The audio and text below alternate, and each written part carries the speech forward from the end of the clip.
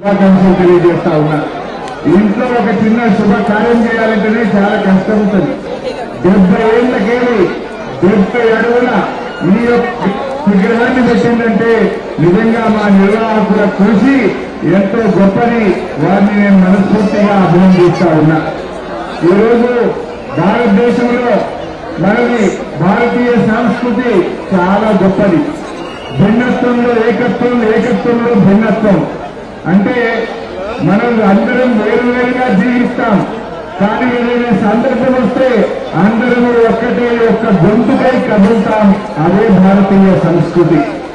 అది దసరా పండుగ అయినా, దీపావళి పండుగ అయినా, బతుకమ్మైనా, బోనాలైనా, శ్రీరామనవమైనా, వినాయక చవితి అయినా, హోలీ అయినా, రంగోలీ అయినా అందరూ కలిసి సామూహికంగా నిర్వహించుకునే గొప్ప సంస్కృతి మన భారతీయ సంస్కృతి అని చెప్పి గుర్తు చేస్తా ఉన్నా. ఈ సంస్కృతిని, భిన్నత్వంలో ఏకత్వాన్ని కలిగే ఈ సంస్కృతిని ముందు ముందు రాబోయే తరాలకు మనం దీన్ని కంటిన్యూ చేయాల్సినటువంటి బాధ్యత కూడా మనందరి మీద కూడా ఉంది అని మనం చేస్తా ఉన్నా. మేమందరం వినాయక చవితిగానే ఒక డివోషనల్ ప్రోగ్రాం అనుకుంటాం, కానీ ఇక్కడ ఒక డివోషనే కాదు, ఎమోషన్ కూడా ఉంది. మీకు గుర్తు చేస్తా ఉన్నా, వినాయక చవితి డివోషనల్ తో పాటు ఎమోషనాలిటీ కూడా కలిగి ఉన్నది. ఆనాడు స్వాతంత్రోద్యమంలో బాల గంగాధర్ తిలక్ గారు భారతీయులందరినీ ఒక్క తాటి మీదకి వేయడానికి స్వాతంత్రోద్యమంలో వినాయక ఉత్సవాలను సామూహికంగా జరిపి భారత ప్రజలను ఒక్క తాటి మీదకి వచ్చిన గొప్ప నాయకుడు బాల గంగాధర్ తిలక్. అంటే స్వాతంత్రోద్యమంలో వినాయక చవితి ఉత్సవాలు భారత ప్రజలను ఒక్కసారి మీదకి తెచ్చి స్వాతంత్ర పోరాటంలో ముందుకు నడిపిన చరిత్ర కూడా ఈ వినాయక చవితికి ఇస్తున్నది. ఆ సంప్రదాయాన్ని మనం ఇంకా కొనసాగిస్తున్నాం, తప్పకుండా రాబోయే రోజుల్లో కూడా కొనసాగించుకుందాం.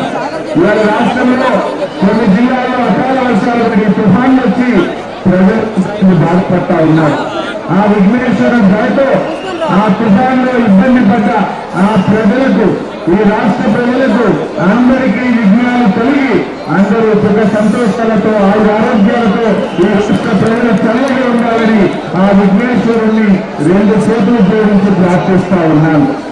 అదేవిధంగా రాష్ట్ర ప్రభుత్వానికి విజ్ఞప్తి, ఇప్పుడే మిత్రులు చెప్పినట్టు ప్రతి సంవత్సరం గణేష్ నిమజ్జన కార్యక్రమాన్ని 9 ఏళ్లు మన నాయకుడు కేసీఆర్ నాయకత్వంలో అద్భుతంగా జరుపుకున్నాం.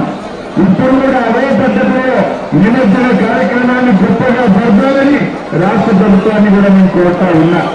ఎవరి మనోభావాల్లో దెబ్బతినకుండా 9 ఏళ్లు కేసీఆర్ గారు జరిపారో ఇప్పుడు కూడా నిమజ్జన కార్యక్రమాన్ని అద్భుతంగా జరపాలని చెప్పి నేను రాష్ట్ర ప్రభుత్వాన్ని కోరుతూ ఆ విఘ్నేశ్వర చల్లటి జీవులు మనందరి మీద ఉండాలని ప్రార్థిస్తూ నమస్కారం.